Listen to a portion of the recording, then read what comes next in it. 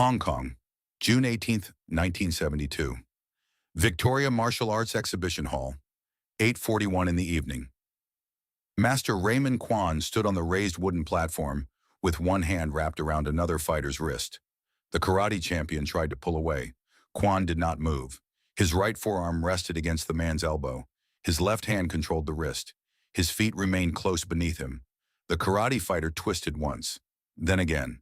Kwan stepped forward. 3 short punches struck the chest. A palm hit beneath the chin. The karate champion stumbled backward. Kwan followed without rushing. One shoulder closed the exit. One foot blocked the edge. The fighter tried to turn. Kwan redirected the arm and sent him off the platform. The man landed hard on the padded floor below. The crowd rose. 1,500 invited spectators filled the exhibition hall. School owners, instructors, students, journalists, former fighters, men who had spent their lives defending one method against another. The platform stood 4 feet above the floor. No ropes, no cage, no place to lean when balance failed. Kwan looked down at the defeated fighter. Then he released the wrist he was still holding. The demonstration had lasted 37 seconds. He wore black trousers and a white sleeveless Chinese training jacket. His body was not enormous. He did not need it to be. At 43, he stood 5 feet 11 and weighed 190 pounds. His shoulders were compact. His forearms were thick. His wrists were strong. His black hair was combed straight back. His face remained calm even when the crowd shouted his name. Raymond Kwan had won 38 closed challenge matches. He had fought karate men, boxers, northern stylists, wrestlers, men larger than him, men faster than him. He was known for taking away the distance an opponent needed. Once he touched an arm, he stayed connected. Once he reached the center, he did not give it back. The announcer stepped onto the platform. Master Kwan has completed the final demonstration. Kwan raised one hand. The announcer stopped. Kwan looked over the hall. Not final. The crowd quieted. The karate champion below the platform sat up and held his jaw. Kwan turned toward the rows of invited guests. Today, men take old ideas. He paused. They remove the discipline. Several Wing Chun instructors near the front nodded. They remove the structure. More people became still. Then they give the pieces a new name. The announcer looked uncomfortable. He knew where the sentence was going. Many people in the hall knew too. Kwan continued. Jeet Kune Do did not replace Wing Chun. A murmur moved through the audience. It forgot where it came from. The words landed harder than the demonstration. Several journalists immediately began writing. Kwan looked toward the center section. A small group of actors and martial artists sat near the aisle. Among them was a lean man in black, short black hair, dark trousers, black shoes, calm eyes. Bruce Lee had arrived less than 20 minutes earlier. He had not been announced. He had not taken the front seat offered to him. He had chosen the 4th row. Kwan had known exactly where he was. The demonstration was not ending. It was becoming a challenge. Kwan looked directly at Bruce. Perhaps the creator would like to show us what remains when the new name is removed. The hall became silent. People turned. Bruce did not move. The man beside him leaned closer. You knew this was coming? Bruce kept his eyes on Kwan. No. On the platform, Kwan waited. The announcer stepped forward. Master Kwan, tonight's program is an exhibition. Kwan did not look at him. Then we will exhibit. Some people laughed nervously. Bruce stood. The laughter stopped. He removed a black jacket from the back of his chair and handed it to the man beside him. Kwan watched him walk toward the platform. The size difference was not dramatic. That made the moment more dangerous. There would be no giant to blame, no obvious physical advantage, no excuse built into the picture. This would be method against method. Kwan stepped closer to the edge. You want to test the name? Bruce asked. Kwan looked down at him. I want to test what remains when the name is removed. Bruce climbed the 3 wooden steps. Then stopped talking about the name. The crowd reacted. Kwan's expression did not change. Bruce stepped onto the platform. The 2 men stood several feet apart. Both were close to the same height. Kwan was heavier. His forearms were thicker. His stance was narrower. Bruce wore a fitted black long-sleeve shirt and dark trousers. His hands remained open. The announcer moved between them. "This is not scheduled," Kwan answered. He came up. The announcer looked at Bruce. "You understand that Master Kwan has requested a traditional hands and feet challenge?" Bruce looked at Kwan. "I understand." "1 round?" Kwan said. "No time limit." The hall reacted. Bruce answered before the announcer could. "Fine." The announcer looked from one man to the other. "No eye attacks, no throat attacks, no biting, no attacks after a man leaves the platform. The match ends when one fighter yields, cannot continue, or is forced from the platform." Kwan raised one hand. "One more condition." Bruce waited. "No protective equipment." Bruce nodded. The announcer stepped down. A senior instructor in a dark blue Chinese jacket climbed onto the platform to serve as referee. He stood between them. "Bow." Kwan bowed. Bruce bowed. The referee sent them to opposite sides. The crowd began speaking again.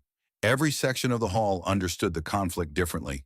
Wing Chun students believed Kwan was defending the system. Karate men wanted to see whether Bruce's reputation survived against someone who knew his foundation. Journalists saw the headline before the first strike. Traditional instructors wanted Bruce corrected. Younger fighters wanted Kwan proven wrong. Bruce stood near one edge. Kwan stood near the other.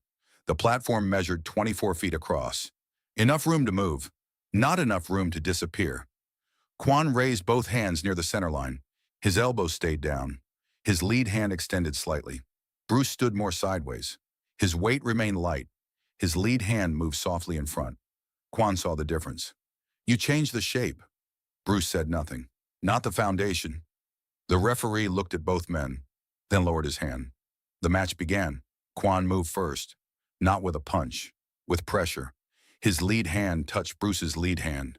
The contact lasted less than a second. Bruce withdrew. Kwan stepped with him. The hand touched again. This time Kwan turned the wrist outward and drove a short punch toward the chest. Bruce redirected it. Kwan's other hand arrived immediately. Bruce moved back. Kwan followed. One short step, then another. The crowd leaned forward. Kwan did not chase Bruce's head. He chased the center. His hands stayed between them. Bruce shifted left. Kwan turned with him. Bruce feinted low. Kwan did not react. Bruce touched the lead wrist. Kwan trapped the hand and struck toward the body.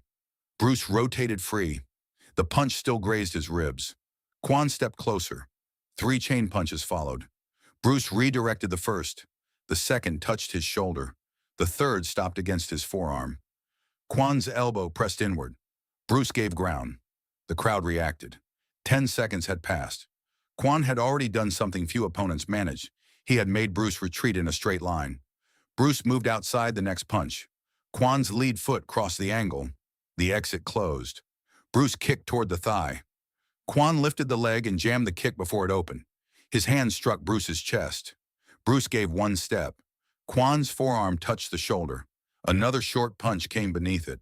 Bruce turned. The fist struck the side. Not clean. Enough. Kwan stopped. The opening exchange changed the room. Before the match, many people had expected Bruce to move around Kwan and strike from outside. Kwan had prevented that immediately. He had touched the lead hand and turned contact into pressure before Bruce could establish distance. Several Wing Chun students near the front smiled. They recognized every detail: the lowered elbows, the forward intent, the refusal to chase the head. Kwan did not need Bruce to stand still. He only needed one arm to make contact. From there, every movement gave him information: a wrist turning inward, an elbow lifting, a shoulder preparing to leave, a foot trying to find the side. Kwan felt those changes before the audience saw them. That was why his pressure looked faster than it was. He was not reacting after Bruce moved. He was moving while the decision was still forming. Bruce understood the danger. Against a larger striker, distance created safety. Against Kwan, contact created a map. Every time their hands met, the master learned where Bruce intended to go. Bruce would have to deny him more than a target. He would have to deny him the pattern. "You see?" Bruce looked at him. Kwan held the center with both hands. "The body remembers." Bruce shifted his feet. Kwan stepped in again. Bruce jabbed. Kwan redirected. Bruce followed with a straight right. Kwan trapped the wrist against the forearm. His other hand struck toward the face. Bruce leaned away. The palm passed close. Kwan stayed connected. He stepped forward. One forearm controlled the arm. One shoulder took the space. Bruce turned toward the edge. Kwan followed. The wooden boundary came closer. The crowd stood. Bruce had less than 3 feet behind him. Kwan delivered 2 short punches to the body. Bruce blocked one. The second landed. Kwan pressed the wrist down and lifted the elbow. Bruce's posture opened. Kwan drove forward. Bruce stepped off the line at the last moment. Kwan turned with him. The master did not fall over the edge. His balance remained beneath him. He faced Bruce immediately. The crowd applauded the recovery. Bruce had escaped. He had not solved the pressure. Kwan raised his lead hand again. I know where that movement begins. Bruce's breathing remained calm. Then you should know where it ends. Kwan stepped forward. Bruce kicked low. Kwan jammed it. Bruce jabbed. Kwan trapped the hand. Bruce turned the wrist. Kwan followed the turn. Every familiar motion met an answer. The master was not reading Bruce's mind. He was reading patterns he had trained for decades. Kwan understood elbows. He understood the center line. He understood what happened when 2 arms touched. He understood the instinct to regain structure after pressure. And Bruce had learned many of those instincts years earlier. The crowd could see it. Kwan was not faster. He was arriving at the places Bruce expected to use. Bruce moved back toward the center. Kwan followed slowly. You left the school, Kwan said. Bruce kept moving. But the school did not leave you. Bruce stopped. Kwan attacked. Lead hand to the wrist. Rear hand toward the chest. Step through the center. Bruce redirected the first attack. Kwan changed hands. Bruce turned. Kwan caught the elbow. A short palm struck beneath the jaw. Bruce's head moved back.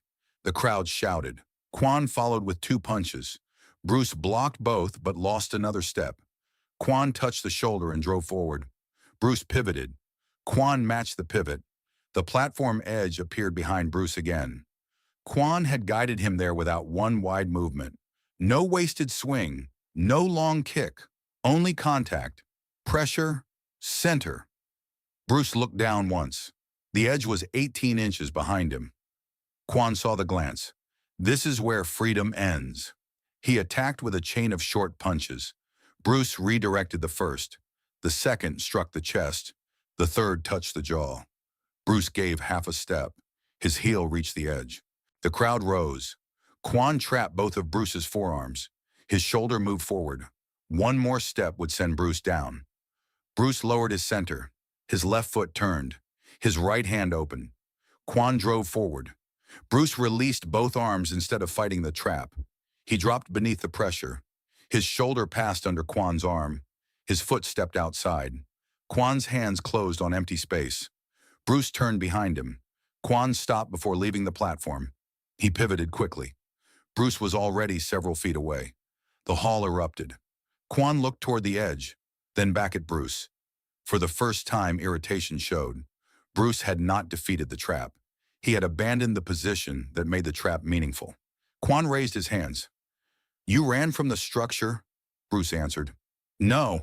Kwan waited. I left the place you wanted me. The crowd reacted. Kwan attacked again. Bruce did not meet him at the hands. He stepped outside the reach and kicked toward the knee.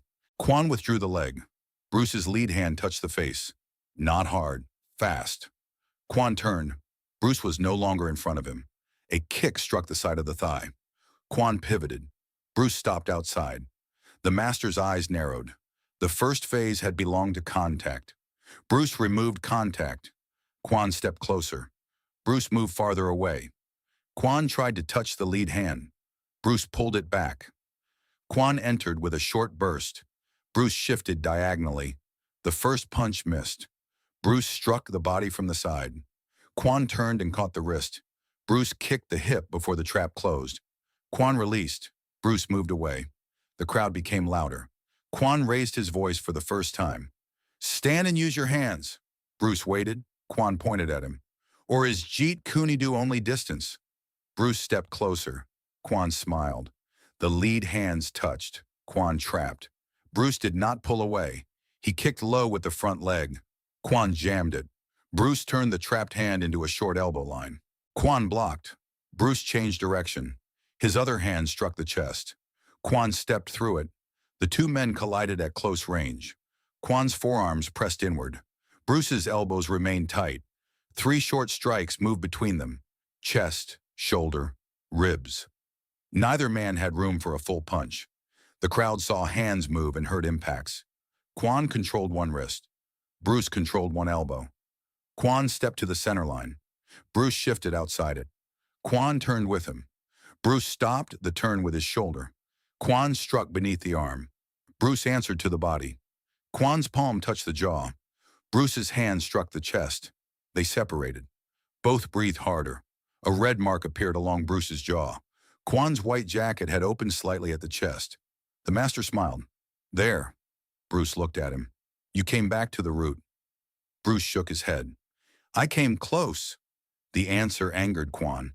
He rushed with controlled steps, not wild, faster. The lead hand struck Bruce's guard. The rear hand followed. Bruce moved outside. Kwan cut the angle. Bruce kicked low. Kwan jammed. Bruce tried to turn. Kwan caught the wrist and elbow together. The trap locked. Bruce's right arm was pinned across his own body. Kwan struck the ribs, then the chest. Bruce moved backward. Kwan stayed connected. The edge returned behind Bruce. This time the crowd understood the danger earlier. Kwan had rebuilt the same position. One hand controlled the wrist. One forearm lifted the elbow. One shoulder closed the turn. Bruce tried to move left. Kwan blocked it. Bruce shifted right. Kwan's lead foot stopped him. The master's structure had become a cage. Kwan leaned closer. "You can change the stance." A short punch hit the body. "You can change the name." Another struck the chest. "But when I touch you," Kwan drove forward, "you return to Wing Chun." Bruce's heel reached the edge. The crowd shouted.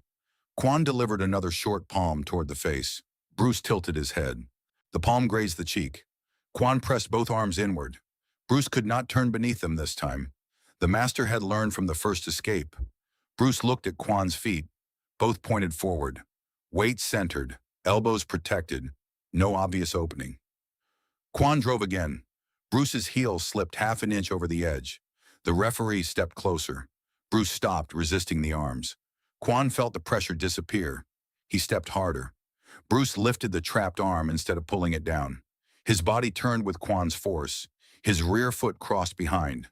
For one instant, Bruce stood sideways on the edge. Kwan believed he was falling. He increased the pressure. Bruce released the platform with his front foot. His body moved outside the line. The rear foot landed on the side. Bruce's free hand struck Kwan's ribs. The trapped arm rotated loose. Bruce stepped behind the master. Kwan turned late. Bruce kicked the back of the thigh. Kwan stumbled toward the edge. The crowd exploded. Kwan stopped one step before falling. He spun around. Bruce stood near the center. Kwan's face had changed. The second escape forced Kwan to think about something he had not expected. Bruce was not trying to prove that his old training had been useless. He was using it when it helped, leaving it when it did not. That made the fight difficult to contain. Kwan could recognize a familiar elbow, a familiar turn, a familiar effort to recover the center. But the next movement no longer had to belong to the same family.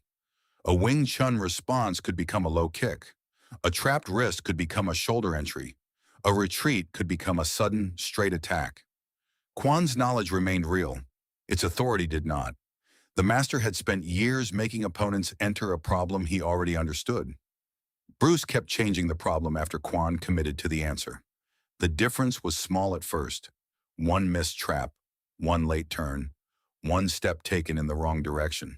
Then those small errors began forcing Kwan to spend more energy. He had to reset his feet, recover the center, turn farther, reach again.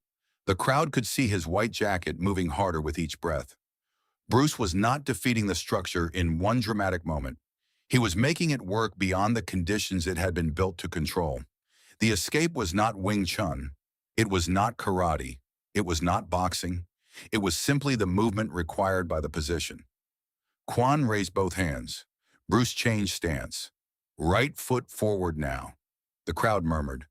Kwan looked at the feet. Bruce lowered the lead hand, then raised it. The rhythm was different. Kwan advanced carefully. Bruce did not move. Kwan reached for the lead wrist. Bruce changed the line before contact. The hand touched Kwan's forehead. Kwan reacted. Bruce kicked the body. The master blocked most of it. Bruce landed outside the lead foot. Kwan turned. Bruce was already gone. The crowd applauded. Kwan stepped faster. Bruce stopped. Kwan expected retreat. Bruce entered. A straight hand touched the chest. Kwan trapped. Bruce's hand was already pulling away. A low kick struck the thigh. Kwan tried to jam. The kick had changed height. It touched the hip. Kwan advanced. Bruce moved sideways. The master turned. Bruce struck from the opposite side. Kwan blocked. Bruce stopped. The rhythm broke again. Kwan's training expected continuity. Bruce gave him interruption. Kwan expected pressure after contact. Bruce removed contact. Kwan expected retreat after entry. Bruce entered first. The master's reactions remained sharp. The problem was not speed. The problem was prediction.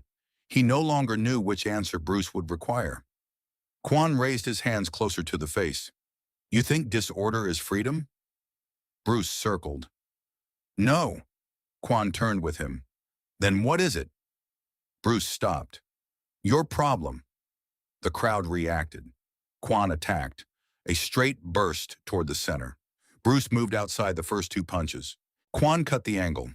Bruce kicked the knee. Kwan checked. Bruce's hand struck the shoulder. Kwan trapped it. Bruce stepped closer instead of pulling away. The head came near Kwan's chest. The free hand struck beneath the ribs. Kwan tightened the trap. Bruce turned the shoulder. The trapped arm became an elbow. Kwan blocked. Bruce's knee touched the thigh. Kwan shifted. Bruce moved away before the counter. Kwan followed. Bruce stopped again. The master nearly walked into a straight lead. He redirected at the last instant. The fist touched his cheek. The crowd shouted. A red mark appeared. Kwan looked at Bruce. The fight had changed. He could still control contact. He could no longer decide when contact began. That difference took away the certainty he had carried onto the platform. Kwan stepped back for the first time. Wing Chun instructors near the front became quiet. Bruce did not chase. He waited. Kwan breathed through the nose. His white jacket moved with the chest. The referee watched both men. 5 minutes had passed. There was no bell, no round to save either man. The challenge would continue until someone yielded, could not continue, or left the platform. Kwan lowered his hands briefly, then returned them to the center. "Enough distance." Bruce remained still. Kwan stepped closer. "This began with hands," Bruce answered. "It began with a challenge." Kwan moved. His lead hand touched Bruce's. Bruce allowed the contact. Kwan trapped. Bruce turned. Kwan followed. The two men entered close range again. This time Bruce did not try to leave. Kwan pressed one forearm inward. Bruce shifted the elbow. Kwan struck the chest. Bruce answered to the ribs. Kwan's palm moved toward the jaw. Bruce redirected. Kwan caught the wrist. Bruce caught Kwan's wrist. Both men stood chest to chest, hands connected, elbows moving, feet searching. The crowd went silent. This was the distance Kwan wanted, and Bruce had chosen to remain there. Kwan drove 3 chain punches. Bruce redirected the first 2. The third touched the shoulder. Kwan stepped through. Bruce gave 1 step. Kwan touched the elbow and trapped it. Bruce rotated. Kwan matched the turn. Bruce lowered his center. Kwan pressed down. Bruce changed level. A short hand struck the body. Kwan absorbed it. His elbow hit the chest. Bruce moved with it. Kwan struck again. Bruce redirected and answered. For 10 seconds, neither man had more than 12 inches of space. No large movements. No dramatic kicks. Only pressure. Hands, forearms, shoulders, balance. Kwan began winning the exchange. His forearms were stronger. His structure remained tighter. Bruce's right arm became trapped against the body. Kwan used the position to land 2 short punches. Bruce stepped back. Kwan followed. Bruce's breathing broke. Kwan saw it. He attacked faster. 3 punches. Bruce blocked 2. The third struck the chest. Kwan lifted the elbow. Bruce's shoulder opened. A palm struck the jaw. Bruce stumbled 1 step. The crowd shouted. Kwan stayed in front. "This is the route."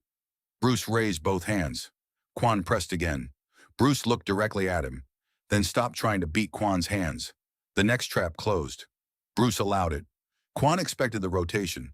Bruce did not rotate. He stepped forward with the trapped side.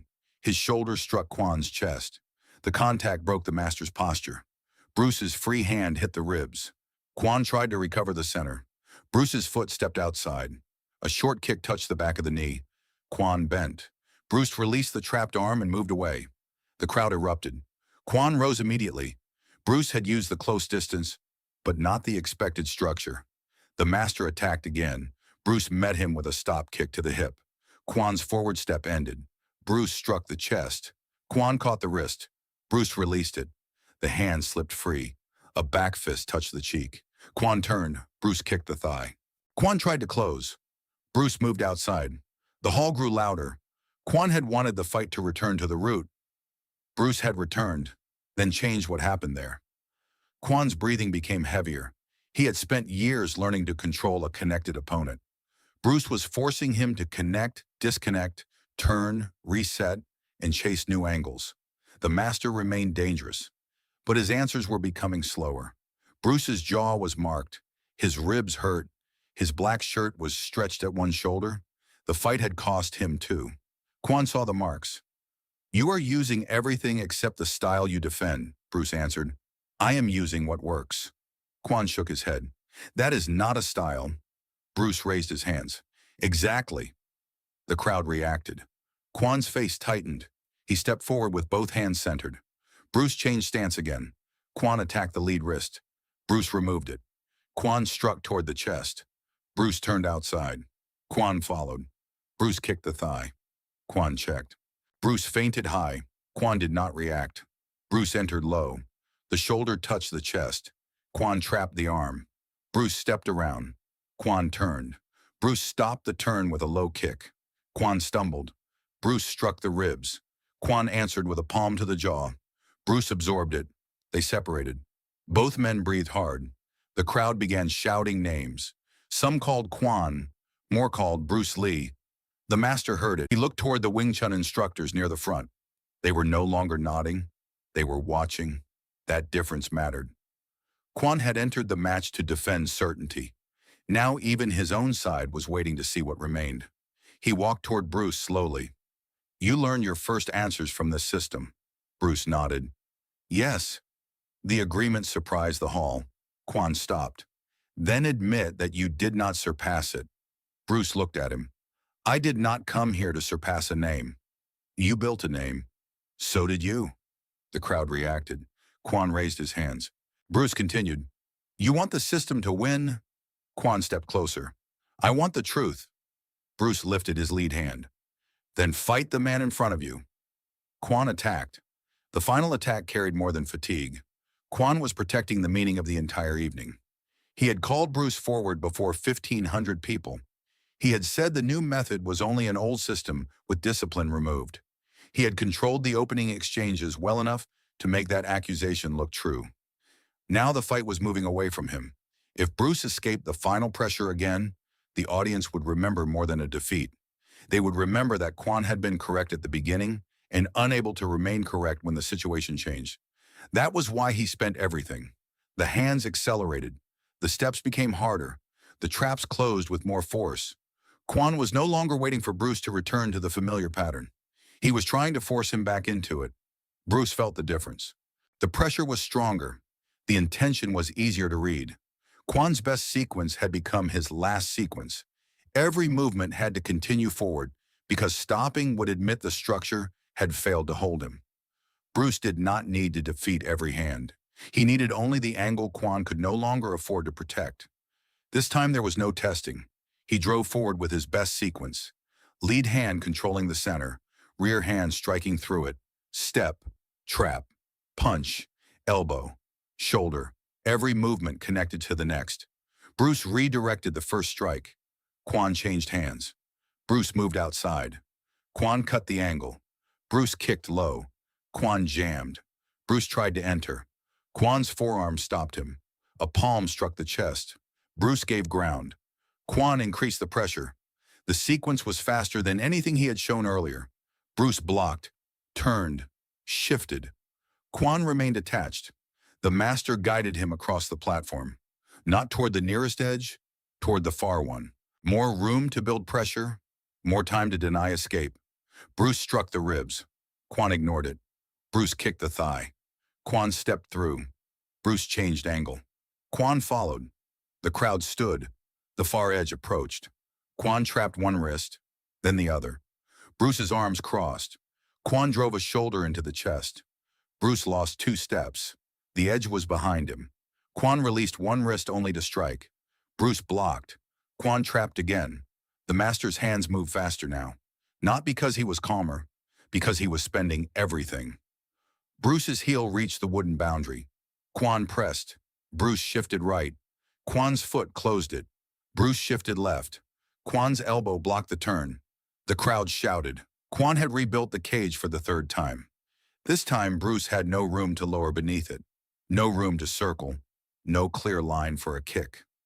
Kwan stood close enough to feel Bruce breathe. "You began here," he said. Bruce's eyes stayed on him. Kwan pressed both forearms inward. "You end here." He launched a final chain of punches. Bruce redirected one. The second struck the shoulder. The third touched the chest. The fourth moved toward the face. Bruce slipped outside the line. Kwan's hand continued. Bruce's palm struck the forearm. His body turned.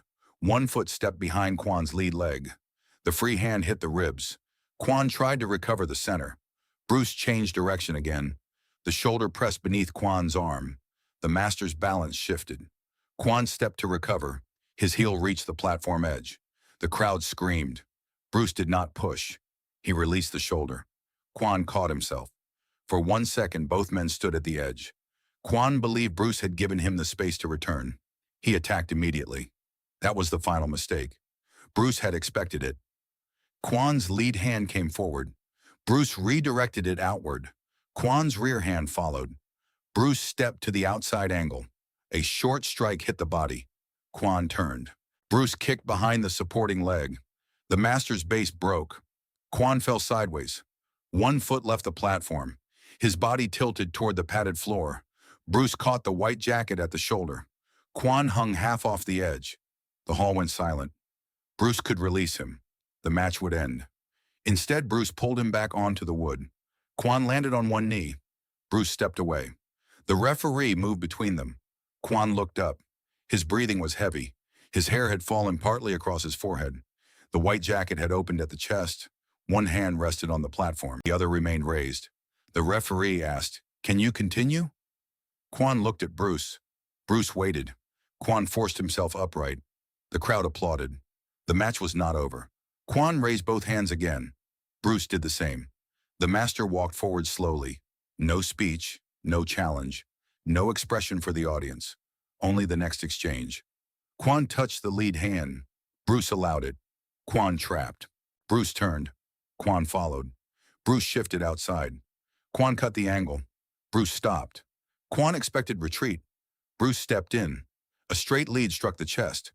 Kwan absorbed it and trapped the wrist. Bruce's rear hand touched the ribs. Kwan struck toward the jaw. Bruce redirected. Kwan stepped closer. Bruce moved to the side. Kwan turned. The damaged balance returned. His supporting leg reacted late. Bruce saw it. Kwan saw Bruce see it. The master attacked before the weakness could be used. 3 chain punches drove forward. Bruce parried the first, moved outside the second. The third struck the shoulder. Kwan stepped through. Bruce stopped him with a kick to the hip. Kwan pushed past it. Bruce hit the body. Kwan trapped the arm. Bruce changed level. Kwan pressed down. Bruce stepped behind the lead foot. Kwan turned. Bruce's hand stopped 1 inch from his throat. At the same time, Bruce's foot rested behind Kwan's supporting ankle. Kwan froze. The crowd did too. One movement would complete the fall. One short strike would reach the throat. The position was clear. Bruce held it. Kwan's eyes moved from the hand near his throat to the foot behind his ankle. He understood. The referee stepped closer. Kwan did not move. Bruce lowered the hand, removed the foot, stepped away. The crowd remained silent. Kwan stood alone near the center. He had not been knocked out. He had not been thrown from the platform. He had been shown the end before it happened. That was enough. Kwan lowered both hands. The referee looked at him. "Do you yield?" Kwan kept his eyes on Bruce. "Yes." The referee raised Bruce's arm. Bruce lowered it. The hall erupted. Some Wing Chun students remained seated. Others stood. Journalists pushed closer. The announcer climbed onto the platform with a microphone. Kwan raised one hand. The crowd quieted. He looked at Bruce. "You still used what Wing Chun gave you." Bruce nodded. "Of course." Kwan had expected denial. The answer stopped him. Bruce continued. "A route is where you begin." The hall became quiet again. "Not where you are buried." Kwan looked down, then toward the instructors who had supported him. He did not apologize. He did not smile. He did not suddenly reject the system he had defended for most of his life. He looked back at Bruce. "You believe no structure should remain?" Bruce shook his head. "A structure should serve the fighter. And when it does not, change it." Kwan looked toward the edge where Bruce had pulled him back. "You could have released me." "Yes. Why did you not?" Bruce looked at the platform. The match was already decided. Kwan absorbed the answer. The announcer held the microphone closer. "Master Kwan, was Jeet Kune Do superior tonight?" Kwan looked at him. "That is the wrong question." The announcer waited. Kwan turned toward the crowd. "I trained to make a man return to the same problem." He looked at Bruce. "He refused to remain the same man." The crowd reacted. Kwan handed the microphone back. Bruce stepped down from the platform. People reached toward him. He returned to the fourth row and put on his black jacket. The man beside him leaned closer. "You agreed with him." Bruce looked toward Kwan. "He was right about the route." "Then what was the fight about?" Bruce buttoned the jacket. "Where to stop growing."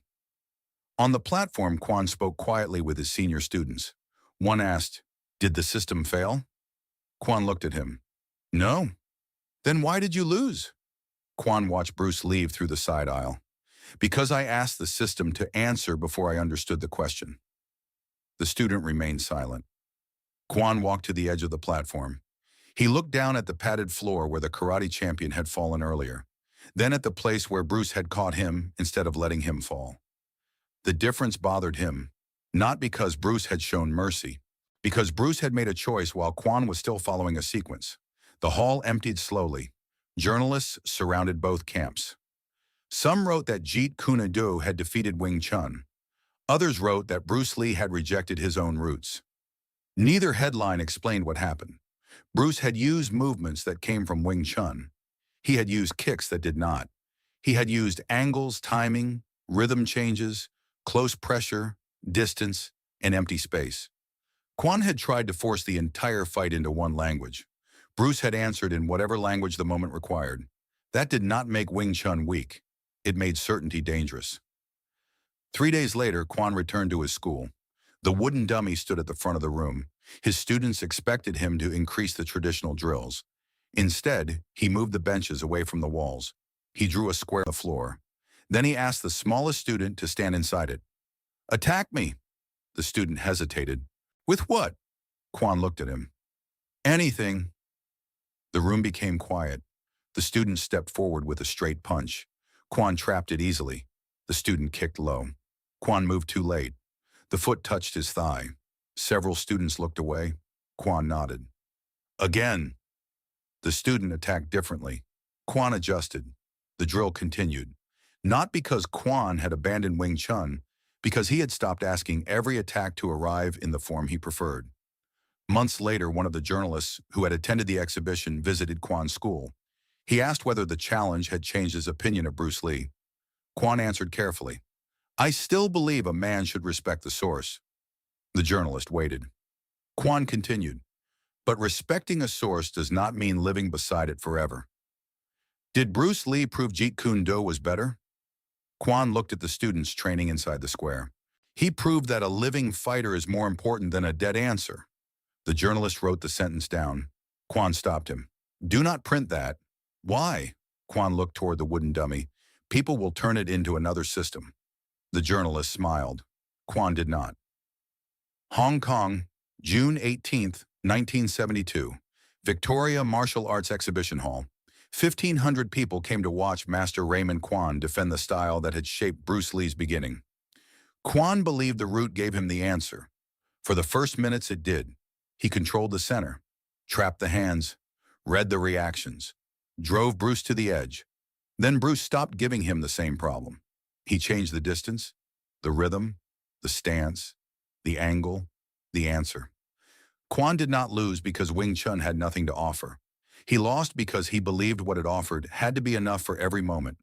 Bruce never denied the root. He simply refused to be buried beneath it.